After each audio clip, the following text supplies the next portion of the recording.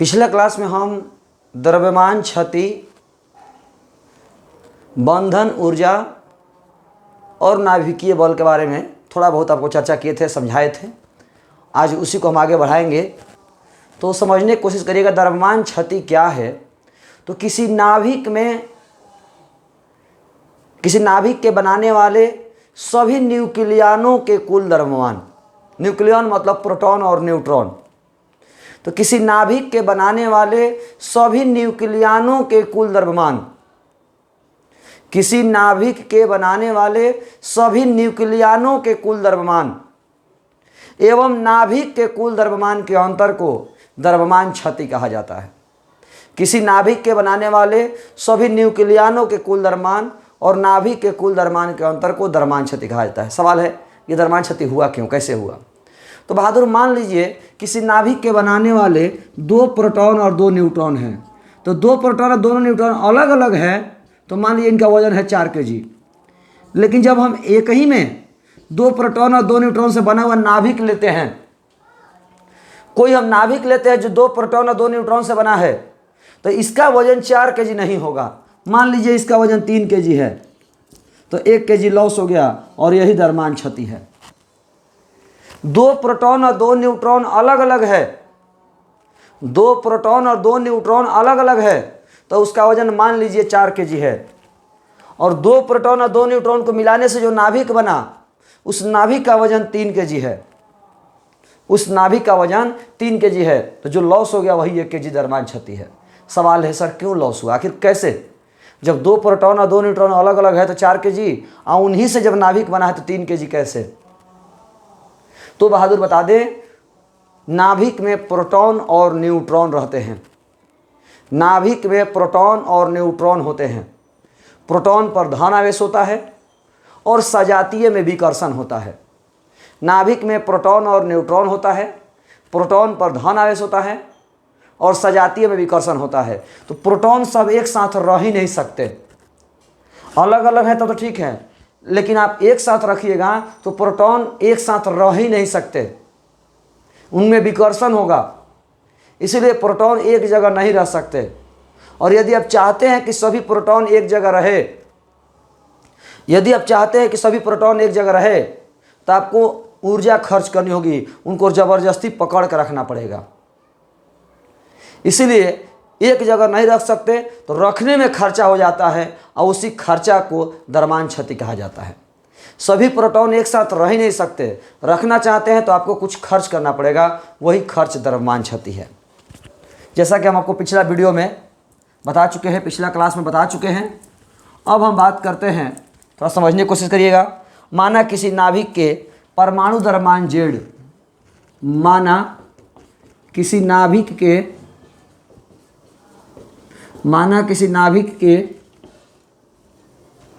परमाणु द्रव्यमान, परमाणु संख्या लिखिए, परमाणु द्रव्यमान लिखिए, परमाणु संख्या Z एवं द्रव्यमान संख्या A है। माना किसी नाभिक के परमाणु संख्या Z और द्रव्यमान संख्या A है। माना किसी नाभिक के परमाणु संख्या Z और द्रव्यमान संख्या A है। यदि एक प्रोटॉन का द्रव्यमान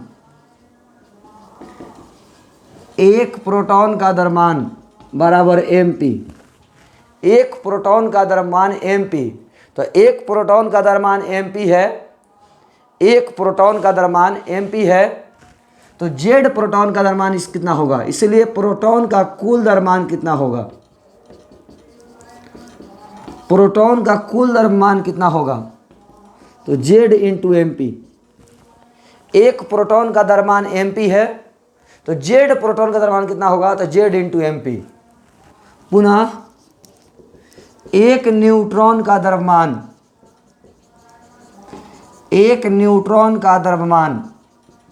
बराबर mn, एक न्यूट्रॉन का द्रव्यमान बराबर mn। इसलिए न्यूट्रॉन का कुल द्रव्यमान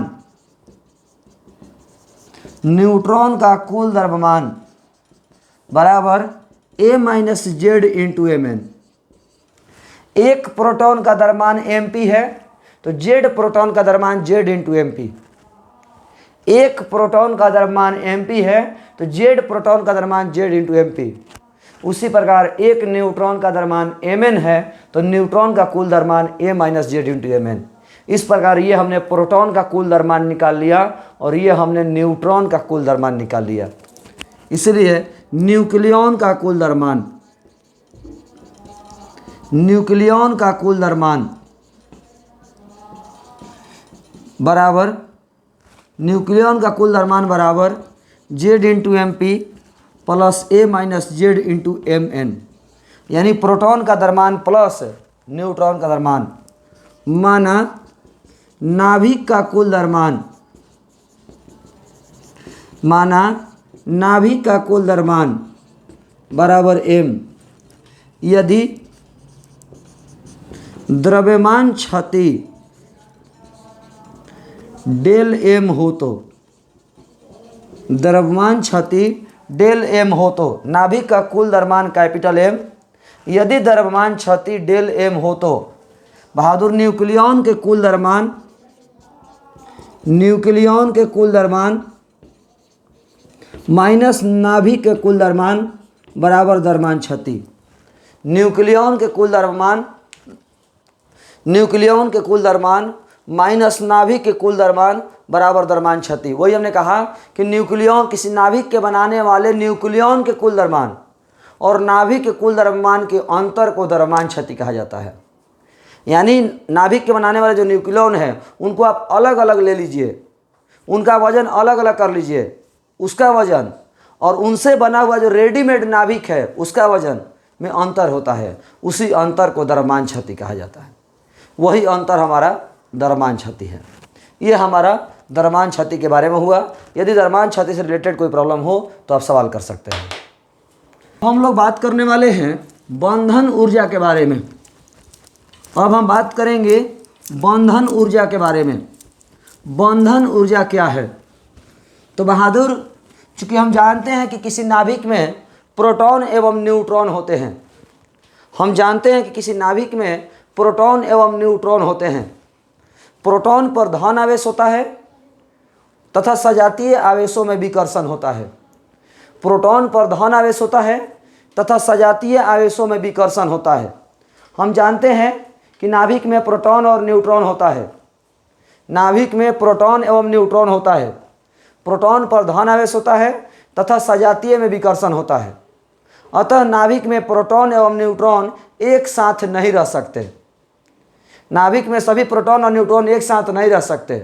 तो सभी प्रोटॉनों को और सभी न्यूट्रॉनों को एक साथ बांधे रखने के लिए, किसी नाभिक में सभी न्यूक्लियनों को एक साथ रखने के लिए जो आवश्यक ऊर्जा है, किसी नाभिक में सभी न्यूक्लियनों को एक साथ रखने के लिए जो आवश्यक ऊर्जा है, नाभिक में सभी न्यूक्लियनों को एक साथ रखने के लिए जो आवश्यक ऊर्जा है वही बंधन ऊर्जा है। क्योंकि अपने आप तो रहेगा नहीं, सभी न्यूक्लियन एक साथ अपने आप तो नहीं रहेंगे। सभी न्यूक्लियन एक साथ अपने आप नहीं रहेंगे, उनको रखना पड़ता है।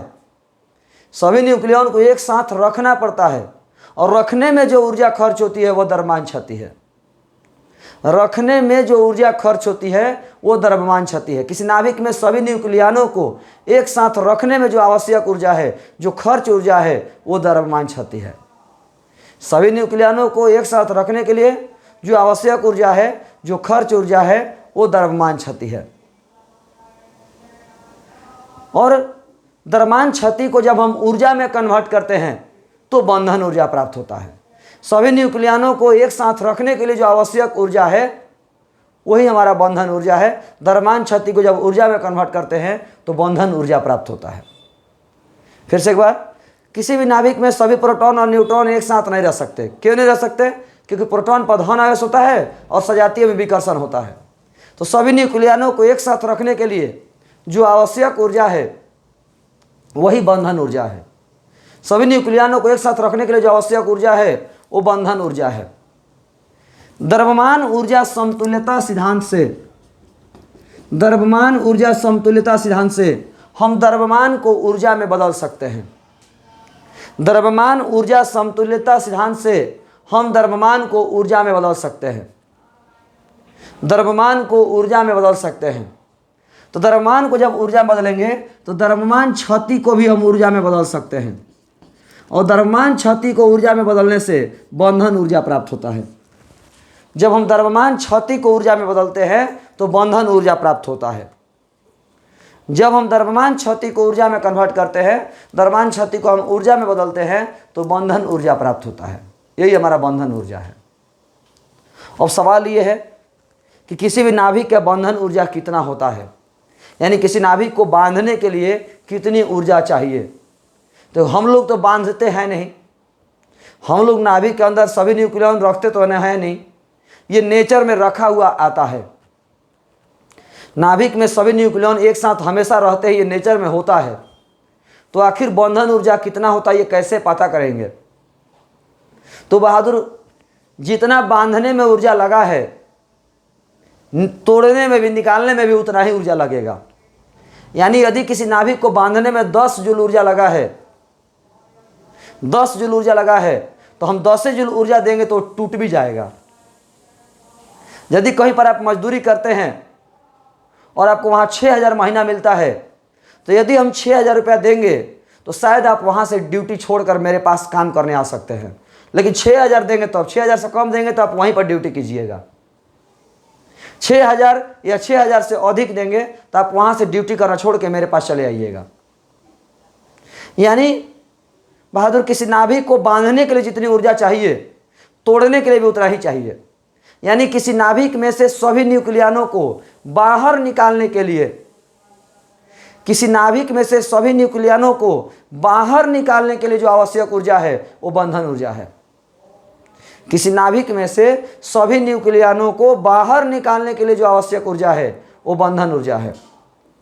किसी नाभिक में से सभी न्यूक्लियनों को बाहर निकालने के लिए जो आवश्यक ऊर्जा है वो बंधन ऊर्जा है। या किसी नाभिक में सभी न्यूक्लियनों को एक साथ रखने के लिए जो आवश्यक ऊर्जा है वो बंधन ऊर्जा है। किसी नाभिक में सभी न्यूक्लियनों को एक साथ रखने के लिए जो आवश्यक ऊर्जा है वो बंधन ऊर्जा है। या किसी नाभिक में सभी न्यूक्लियनों को बाहर निकालने के लिए जो आवश्यक ऊर्जा है वो बंधन ऊर्जा है। तो बहादुर, सभी न्यूक्लियन को बाहर निकालेंगे तो कुल बंधन ऊर्जा, जब सभी न्यूक्लियन को बाहर निकालने में जो ऊर्जा लगेगा वो कुल बंधन ऊर्जा, सभी न्यूक्लियनों को जो बाहर निकालने में कुल ऊर्जा लगेगा वो कुल बंधन ऊर्जा। और यदि एक न्यूक्लियन को बाहर निकालने में जो ऊर्जा लगेगा, एक न्यूक्लियन को बाहर निकालने में जो ऊर्जा लगेगा वो प्रति न्यूक्लियन बंधन ऊर्जा होगा। सभी न्यूक्लियन को बाहर निकालने में जो ऊर्जा लगेगा, सभी न्यूक्लियन को जो बाहर निकालने में ऊर्जा लगेगा वो कुल बंधन ऊर्जा, और एक न्यूक्लियन को बाहर निकालने में जो ऊर्जा लगेगा वो प्रति न्यूक्लियन बंधन ऊर्जा। एक न्यूक्लियन को बाहर निकालने में जो ऊर्जा लगेगा वो प्रति न्यूक्लियन बंधन ऊर्जा। और बहादुर, प्रति न्यूक्लियन बंधन ऊर्जा, यदि बात करें किसी नाभिक का कुल बंधन ऊर्जा, कुल बंधन ऊर्जा 20 जूल है और न्यूक्लियनों की संख्या कितनी है? 10। न्यूक्लियनों की संख्या कितनी है? 10।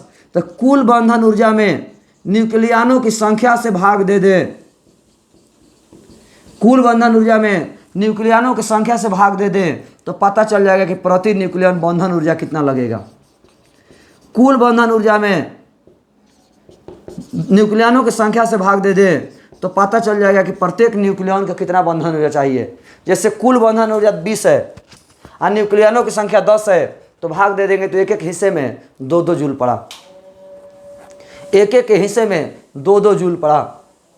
किसी नाभिक के कुल बंधन ऊर्जा 20 जूल है, किसी नाभिक में कुल बंधन ऊर्जा 20 जूल है और न्यूक्लियनों की संख्या 10 है, तो एक के हिस्से में कितना पड़ा? तो 2-2 जूल। यानी प्रति न्यूक्लियन बंधन ऊर्जा बराबर कुल बंधन ऊर्जा बटा न्यूक्लियन की संख्या। कुल बंधन ऊर्जा बटा न्यूक्लियन की संख्या बराबर प्रति न्यूक्लियन बंधन ऊर्जा। प्रति न्यूक्लियन बंधन ऊर्जा बराबर कुल बंधन ऊर्जा बटा न्यूक्लियनों की संख्या। कुल बंधन ऊर्जा बराबर कुल बंधन ऊर्जा बटा न्यूक्लियनों की संख्या। और बहादुर, सोचने वाली बात है कि मान लीजिए किसी नाभिक में कुल बंधन ऊर्जा 20 जूल है और न्यूक्लियनों की संख्या 10 है। कुल बंधन ऊर्जा 20 जूल है और न्यूक्लियनों की संख्या 10 है। एक दूसरा नाभिक है जिसका प्रति न्यूक्लियन बंधन ऊर्जा 2 जूल है, 4 जूल है। एक और नाभिक है जिसमें प्रति न्यूक्लियन बंधन ऊर्जा 4 जूल है।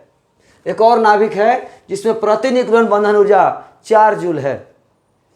और बताइए कि किसको तोड़ना ज़्यादा मुश्किल है, किसको बाहर निकालना ज़्यादा मुश्किल है, इसको या इसको? इसमें कुल बंधन ऊर्जा 20 जूल है, न्यूक्लियनों की संख्या 10 है। इसमें प्रति न्यूक्लियन बंधन ऊर्जा 4 जूल है। तो किसमें से न्यूक्लियन को निकालना ज़्यादा मुश्किल है? तो इसमें बहादुर। क्यों? क्योंकि इसमें एक न्यूक्लियन को बाहर निकालने के लिए 2-2 जूल ही देना पड़ेगा। एक एक न्यूक्लियन को बाहर निकालने के लिए हमको मात्र 2 जूल देना पड़ेगा और ये बाहर निकल जाएगा। और इसमें से निकालना चाहते हैं तो 4 जूल देंगे तब बाहर निकलेगा। इसमें 2-2 जूल, 2 जूल देंगे एक न्यूक्लियन बाहर निकल जाएगा, 2 जूल देंगे एक न्यूक्लियन बाहर निकल जाएगा। लेकिन इसमें 4 जूल देंगे तब एक न्यूक्लियन बाहर निकलेगा। इसमें 2 जूल देंगे तो बाहर निकल जाएगा, लेकिन इसमें 4 जूल देंगे तब बाहर निकलेगा। यानी प्रति न्यूक्लियन बंधन ऊर्जा जिसका ज़्यादा होगा, प्रति न्यूक्लियन बंधन ऊर्जा जिसका ज़्यादा होगा वो नाभिक ज़्यादा अस्थायी होगा। प्रति न्यूक्लियन बंधन ऊर्जा जिसका ज़्यादा होगा वो नाभिक ज़्यादा अस्थायी होगा, और प्रति न्यूक्लियन बंधन ऊर्जा जिसका कम होगा वो कम अस्थायी होगा। प्रति न्यूक्लियन बंधन ऊर्जा जिसका ज़्यादा होगा उसको तोड़ना ज़्यादा मुश्किल है, और जिसका प्रति न्यूक्लियन बंधन ऊर्जा कम होगा उसको तोड़ना आसान है, उसको हम आसानी से तोड़ सकते हैं। प्रति न्यूक्लियन बंधन ऊर्जा जिसका अधिक होगा उसको तोड़ना मुश्किल है, वो ज़्यादा अस्थायी है। प्रति न्यूक्लियन बंधन ऊर्जा जिसका कम है उसको तोड़ना आसान है, वो कम अस्थायी है। द्रव्यमान संख्या ए से लेकर ए बराबर 30 से लेकर ए बराबर 120 तक, द्रव्यमान संख्या ए बराबर 30 से लेकर ए बराबर 120 तक के जो नाभिक हैं उनके औसत प्रति न्यूक्लियन बंधन ऊर्जा का मान बहुत अधिक होता है। ए बराबर 30 से लेकर ए बराबर 120 तक के जो नाभिक हैं उनके प्रति न्यूक्लियन बंधन ऊर्जा का मान माने अधिक होता है, प्रति न्यूक्लियन बंधन ऊर्जा का मान बहुत ज़्यादा होता है। प्रति न्यूक्लियन बंधन ऊर्जा का मान ज़्यादा होता है ए बराबर 30 से लेकर ए बराबर 120 तक। लोहा Fe 2656, कल के लाइव क्लास में एक स्टूडेंट सवाल पूछे थे। लोहा Fe 2656 के प्रति न्यूक्लियन बंधन ऊर्जा का मान सबसे अधिक होता है, क्योंकि ए बराबर 30 से लेकर 120 के बीच में है। तो लोहा बराबर Fe 2656 प्रति न्यूक्लियन बंधन ऊर्जा का मान सबसे अधिक होता है। लोहा Fe 2656 के प्रति न्यूक्लियन बंधन ऊर्जा का मान सबसे अधिक होता है, इसलिए लोहा Fe 2656 सबसे अधिक अस्थायी नाभिक है। लोहा Fe 2656 सबसे अधिक अस्थायी नाभिक है। लोहा Fe 2656 सबसे अधिक अस्थायी नाभिक है। प्रति न्यूक्लियन बंधन ऊर्जा के आधार पर नाभिक के अस्थायी होने के पता कर सकते हैं, जांच कर सकते हैं। जिसका प्रति न्यूक्लियन बंधन ऊर्जा का मान ज़्यादा होगा वो ज़्यादा अस्थायी होगा, जिसका प्रति न्यूक्लियन बंधन ऊर्जा का मान कम होगा वो कम अस्थायी होगा। ए बराबर 30 से लेकर ए बराबर 120 तक के जो नाभिक हैं उनके औसत प्रति न्यूक्लियन बंधन ऊर्जा का मान अधिक होता है। लोहा Fe 2656 के प्रति न्यूक्लियन बंधन ऊर्जा का मान सबसे अधिक होता है, इसीलिए लोहा Fe 2656 सबसे अधिक अस्थायी नाभिक है। अभी तक हम आपको बताए द्रव्यमान क्षति, बंधन ऊर्जा और प्रति न्यूक्लियन बंधन ऊर्जा। द्रव्यमान क्षति, बंधन ऊर्जा और प्रति न्यूक्लियन बंधन ऊर्जा। अगला हमारा टर्म है नाभिकीय बल। नाभिकीय बल बहादुर, चूँकि हम जानते हैं कि नाभिक में प्रोटॉन एवं न्यूट्रॉन होते हैं। प्रोटॉन पर धन आवेश होता है तथा सजातीय आवेशों में विकर्षण होता है।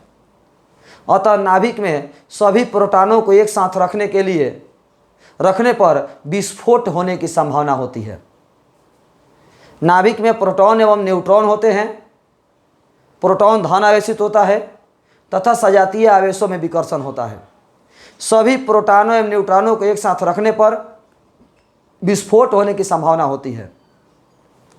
अतः इस विकर्षण बल के विरुद्ध विकर्षण बल को संतुलित करने के लिए एक आकर्षण बल की आवश्यकता होती है। इस विकर्षण बल को संतुलित करने के लिए एक आकर्षण बल की आवश्यकता होती है, जिसे हम नाभिकीय बल कहते हैं। प्रोटॉनों के बीच लगने वाले विकर्षण बल को संतुलित करने के लिए एक आकर्षण बल की आवश्यकता होती है, जिसे नाभिकीय बल कहा जाता है। नाभिकीय बल नाभिक के अंदर सभी न्यूक्लियनों को एक साथ बांधे रखता है। नाभिकीय बल सभी न्यूक्लियनों को नाभिक के अंदर एक साथ बांधे रखता है। नाभिकीय बल सभी न्यूक्लियनों को एक साथ नाभिक के अंदर बांधे रखता है। नाभिकीय बल सभी न्यूक्लियनों के अंदर एक साथ नाभिक को बांधे रखता है। नाभिकीय बल सभी न्यूक्लियनों को नाभिक के अंदर एक साथ बांधे रखता है। नाभिकीय बल क्या है? नाभिक के अंदर प्रोटॉन एवं न्यूट्रॉन होते हैं। प्रोटॉन पर धन आवेश होता है और सजातीय आवेशों में विकर्षण होता है, अतः नाभिक के विस्फोट होने की संभावना होती है। इस विकर्षण बल के विरुद्ध एक आकर्षण बल की आवश्यकता होती है। इस विकर्षण बल को संतुलित करने के लिए एक आकर्षण बल की आवश्यकता होती है, जिसे नाभिकीय बल कहते हैं। नाभिकीय बल एक आकर्षण का बल है। नाभिकीय बल एक आकर्षण का बल है। जब भी होगा नाभिकीय बल आकर्षण होगा। नाभिकीय बल जब भी होगा आकर्षण होगा। नाभिकीय बल ब्रह्मांड का सबसे शक्तिशाली बल है। नाभिकीय बल ब्रह्मांड का सबसे शक्तिशाली बल है। नाभिकीय बल ब्रह्मांड का सबसे शक्तिशाली बल है। नाभिकीय बल ब्रह्मांड का सबसे शक्तिशाली बल है। नाभिकीय बल गुरुत्वाकर्षण बल का 10 के पावर 38 गुना और विद्युत चुम्बकीय बल का 100 गुना होता है। नाभिकीय बल गुरुत्वाकर्षण बल का 10 के पावर 38 गुना और विद्युत चुम्बकीय बल का 100 गुना होता है। यानी विद्युत चुम्बकीय बल 1 न्यूटन है तो नाभिकीय बल 100 न्यूटन होगा। गुरुत्वाकर्षण बल 1 न्यूटन है तो नाभिकीय बल 10 के पावर 38 न्यूटन होगा। नाभिकीय बल एक केंद्रीय बल नहीं है। नाभिकीय बल एक केंद्रीय बल नहीं है। सवाल है सर केंद्रीय बल किसको कहते हैं? तो एक ऐसा बल जो दूरी पर निर्भर करे वो केंद्रीय बल है। एक ऐसा बल जो दूरी पर निर्भर करे वो केंद्रीय बल है। और नाभिकीय बल दूरी पर निर्भर नहीं करता। क्यों नहीं करता? क्योंकि नाभिकीय बल एक संतृप्त बल है। नाभिकीय बल एक संतृप्त बल है। नाभिकीय बल एक संतृप्त बल है। संतृप्त बल मतलब जितना चाहिए उतना हमेशा रहता है। नाभिकीय बल जितना चाहिए उतना हमेशा रहता है। वो हमेशा परिपूर्ण रहता है, कभी कम नहीं होता। यदि 10 चाहिए तो 10 हो जाएगा, 12 चाहिए तो 12 हो जाएगा, 15 चाहिए तो 15 हो जाएगा, 6 चाहिए तो 6 हो जाएगा। वो तुरंत एडजस्ट कर लेता है। नाभिकीय बल एक संतृप्त बल है, इसीलिए यह दूरी पर निर्भर नहीं करता है। यह केंद्रीय बल नहीं है। नाभिकीय बल केंद्रीय बल नहीं है, यह दूरी पर निर्भर नहीं करता। दूसरा, नाभिकीय बल नाभिक के अंदर लागू होता है, बहुत कम दूरी में लागू होता है। नाभिकीय बल बहुत कम दूरी में लागू होता है। दूरी यदि ज़्यादा हो जाए तो नाभिकीय बल लागू नहीं होता है। दूरी यदि अधिक हो जाए तो नाभिकीय बल लागू नहीं होता है। नाभिकीय बल लघु दूरी बल है, हमेशा छोटी दूरियों के बीच लागू होता है। नाभिकीय बल हमेशा छोटी दूरियों के बीच लागू होता है। यह संतृप्त बल है, यह केंद्रीय बल नहीं है। यह ब्रह्मांड का सबसे शक्तिशाली बल है। यह आकर्षण का बल है। यह विद्युत चुम्बकीय बल का 100 गुना और गुरुत्वाकर्षण बल का 10 के पावर 38 गुना होता है। यह आवेश पर और द्रव्यमान पर निर्भर नहीं करता है। नाभिकीय बल जो है आवेश पर भी निर्भर नहीं करता है और द्रव्यमान पर भी निर्भर नहीं करता है। तो सवाल है बहादुर, दूरी पर निर्भर नहीं करता, आवेश पर निर्भर नहीं करता, द्रव्यमान पर निर्भर नहीं करता, तो नाभिक टूटेगा कैसे? जब ये नाभिकीय बल किसी पर डिपेंडेंट नहीं होता है, नाभिकीय बल की कोई कमजोरी नहीं है, तो टूटेगा कैसे? क्योंकि कोई किसी को भी तोड़ना है तो उसके कमजोर नस पर चोट कीजिए, उसके कमजोर नस पर चोट कीजिए, तब ही जाकर टूटेगा।